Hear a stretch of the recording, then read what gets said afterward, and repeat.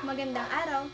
Ako si Lara Nicole Bayani at ang paksang aking tatalakayin sa araw na ito ay tungkol sa ayos at pagpapalawak ng pangungusap. Ano nga ba ang pangungusap? Ang pangungusap ay isang grupo ng mga salita na nagpapahayag ng buong diwa o kaisipan. Ito ay may patapos na himig sa dulo na nagsasaad ng diwa o kaisipan na nais niyang ipaabot. Ito ay binubuo ng simuno at panaguri. Ano nga ba ang simuno at panaguri?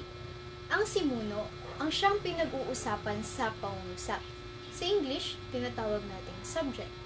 Panaguri naman, ito yung mga salitang nagsasabi tungkol sa simuno, kung ano ang ginagawa ng simuno o kung ano ang nangyayari sa simuno. Sa English, tinatawag nating predicate. Narito ang isang halimbawa. Ang mga bata ay masayang naglalaro sa parke. Ang salitang nakabilog ay ang simuno sa pangungusap. Bakit? Dahil ito yung pinag-uusapan sa pangungusap, ang mga bata. At ang panaguri naman sa pangungusap ay masayang naglalaro. Dahil ang salitang ito ang siyang nagsasabi tungkol sa simuno, ang mga bata ay masayang naglalaro sa parke. Mayroon naman tayong mga ayos ng pangungusap. Meron tayong karaniwang ayos at di karaniwang ayos. Masasabi nating nasa karaniwang ayos ang isang pangungusap kapag nauuna ang panaguri kaysa sa simuno. Narito ang ilan sa mga halimbawa. Mahusay kumanta ang mga bata. Ang panaguri, tandaan natin ang panaguri ang siyang nagsasabi tungkol sa simuno. Mahusay kumanta. Ito ay panaguri. Ang simuno sa pangungusap ay ang mga bata.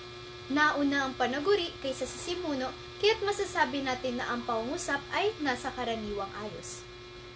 Isa pang halimbawa, bumili ng pagkain si Ann. Bumili ng pagkain ay ang panaguri, si Ann ay ang simuno. Ikatlong halimbawa, kinagat ng aso si Ana. Kinagat ng aso ay ang panaguri, si Ana ay ang simuno sa pangungusap. Kaya't ito ay mga halimbawa ng pangungusap na nasa karaniwang ayos. Dumako naman tayo sa di karaniwang ayos.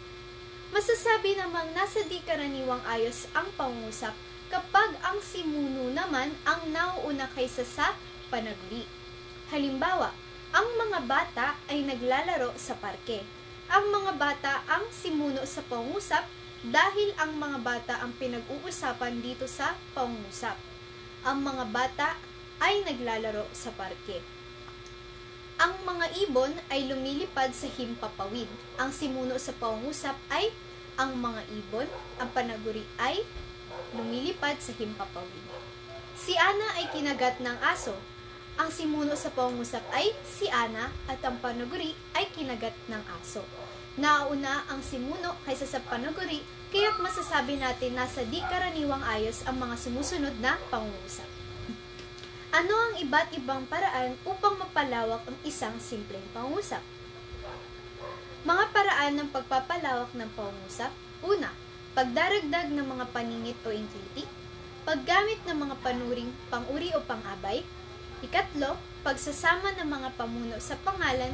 At ikaapat, paglalagay ng mga kaugnay na parirala. Ano nga ba ang pagdaragdag ng mga paningit o inkliti?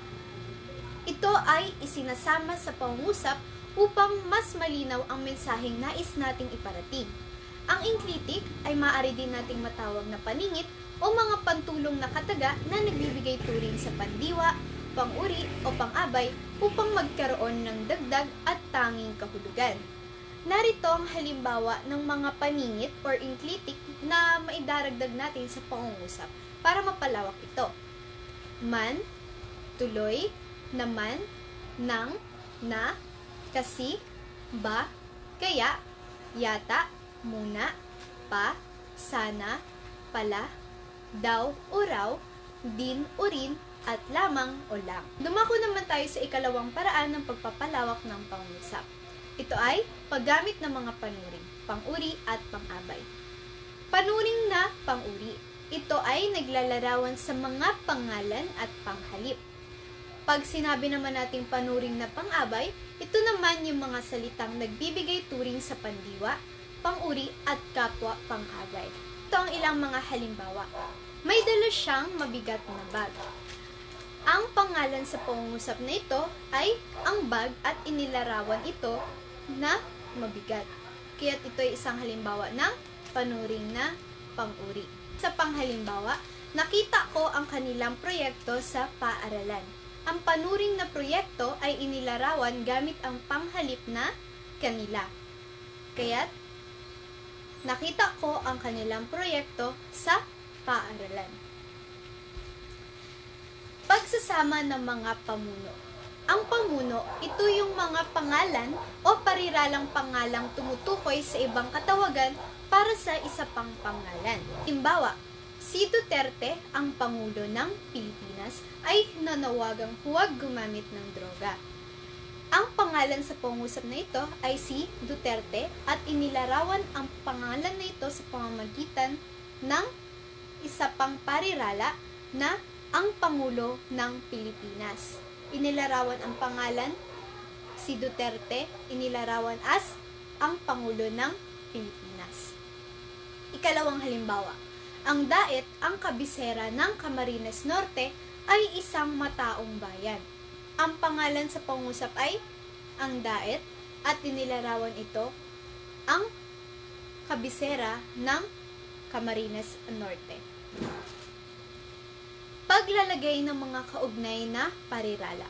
Ito ay mga dagdag na salita na idinurugtong sa pangungusap o mga parirala na may parehong kahulugan sa nauna ng parirala. Halimbawa, ang mga estudyante ay nag-aaral ng mabuti upang makapasa sa pagsusulit.